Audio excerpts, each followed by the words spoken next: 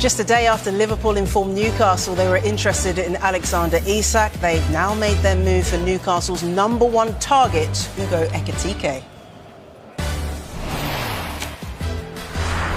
Yeah, welcome along to the transfer show. And speaking of #1 targets, when we're talking transfers, the only two men that we want to speak to, Dharmesh Sheth and Mark McAdam. Great to see you guys. For the next hour, we're going to be discussing the moves that are on, the moves that are off, and those that could still develop. Yeah, lots to come, but let's start with the two strikers whose futures appear to be intrinsically linked, or are they?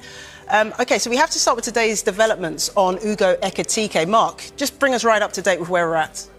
First things first, when you look at Alexander Isak and Hugo Ekitike, the important thing to point out, any potential deal would be a Liverpool club record, a Newcastle club record, and a Premier League club record. Wow. And when you talk big money, they're complicated deals to make happen. So that's why the last 24 hours has been quite intense for those fans, those people connected to the two clubs, and of course the two players and their representatives. Now, we start off with where we're at with regards to Hugo Ekitike. This is something we were saying yesterday on Sky Sports News, that there was an interest from Liverpool in the player. Today, we furthered that by saying Liverpool have opened talks with Eintracht Frankfurt over a potential deal for the 23-year-old. We know they've been keen on him for some time, as have Newcastle. They failed in an attempt to try and sign him before he joined PSG in the summer of 2022. Liverpool have made no formal offer at this stage, but we know negotiations are continuing between the two clubs. Someone that had an incredible season for Eintracht Frankfurt last season. He got 15 goals in the league with 8 assists. He was great in the Europa League as well with 7 goals and assists, and the same in the German Cup, 4 goals and assists. So he's generating big numbers, hence why there's interest from two of the elite Premier League sides. The backdrop to this is on Tuesday, Newcastle put their first bid in for Hugo Ekitike.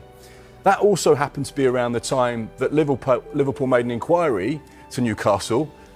Alexander Isak, is he potentially for sale? And Newcastle made it very clear, Isak not for sale under any circumstances. And then Liverpool said, OK, thank you very much. We're going to move on to another target, which, by the way, happens to be someone that you're very interested in, Hugo Ekitike. Brilliant. I feel like it's rare that we see football transfer strategy so played out, just so clearly in the public like this, Dams. But it seems like Liverpool are in the stronger position of the two clubs here. Is that right? How would you see it? This is really interesting to me, how these two potential transfers are playing out. Mark explained it really well there. But if you look at it, if we just take this on face value, first of all, Alexander Isak is of interest to Liverpool. Newcastle United have said Alexander Isak is not for sale. Hugo Ekitike is a player that Liverpool and Newcastle United are both interested in. So on face value, fine. That's the story. We don't need to worry about Isak anymore because he's not for sale. So clearly that story's gone. Every player's for sale, aren't they? But we do know that when a club is interested in a player, now we do this every single time during a transfer window, then somewhere along the line, there must have been some sort of encouragement that is the player open to the move? Have the club made it clear that maybe if the price is right, we would be prepared to do business on this particular player? I'm not saying that's happened in this case, but usually if a club approaches another club, it is because somewhere along the line there has been some sort of encouragement. Newcastle United, let's make it clear, they hold the cards here. Alexander Isak has got 3 years left on his contract. They don't have to sell. They've got a player under contract. They're paying him good money. He hasn't gone physically up to Newcastle United and said, look, I want to go. And even if he did, Newcastle United don't have to do anything because he's under contract. But this interest in Isak and the subsequent noise around Ekitike poses the question, is there more to these two deals than meets the eye? Newcastle, as Mark said, have had a £70 million bid rejected for Ekitike. Do they want him to play alongside Isak next season, or is he looked at as a replacement for Isak either next season or further along the line, maybe next summer, if Isak is eventually to leave Newcastle United? Liverpool, as Mark mentioned, conveniently now are interested in Hugo Ekitike as well. They are told by Newcastle Isak's not for sale, and they're now pursuing Newcastle's #1 target. Coincidence? Maybe. Face value? Yes. Otherwise, the cynic in every one of us thinks something else is going on here.